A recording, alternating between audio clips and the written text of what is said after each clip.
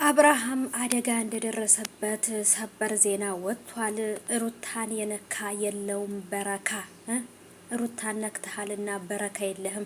ሄርሜላ ገና አይደለም እግርህን ጭንቅላትህን ታሰብርሃለች ማለት ነው። እርግጠኛ ነኝ ይሄን አደጋ ያደረሱበት የሄርሜላ ቤተሰቦች ናቸው። ምክንያቱም ጭራሽ ከእህታችን ህይወት ውጣ ቢባል አልሰማም በማለቱ የተነሳ እንግዲህ እንደዚህ በውልቸር ላይ እንዲሄድ አድርገውታል።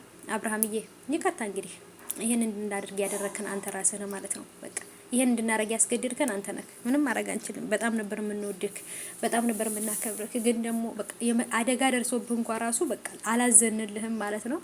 አይ ሩታን ነካህ። ሩታን ደህና ልብ ደህና ሰው የነካ ሰው መቼም በረካ የለውም። ሩታን የነካ በረካ ያገኝ። ምክንያቱም ንጹህ ልብ ነው ያላት። ለአንተ ክፉ አታስብም። ልጅን የሚያህል ነገር ሰጥታ ካንተ ግን ምን አደረክ? እና ስለዚህ አሁንም በረካ ያሳጣክ ማለት ነው። በቃ በረካ አይኖርህም። በቃ ለምን የማይነካ ሰው ነክተሃል ማለት ነው። ብቻ ግን ይማረህ በሉት። አንደኛውን እግርህን ይድገምክ፣ አንደኛውን እግርህን ይድገምክ። ምንም ማድረግ አንችልም።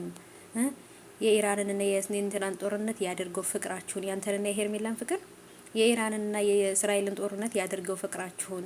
ያው ስለምወዳችሁ ይሄን ነገር የምመኝላችሁ ታውቃላችሁና ብቻ ግን ማለት ነው አንዴ ዶክተሯ ደግሞ ማለት ነው ዶክተሯ ደግሞ አብርሽን እያከመችው ለምንድን ነው የምስቀው?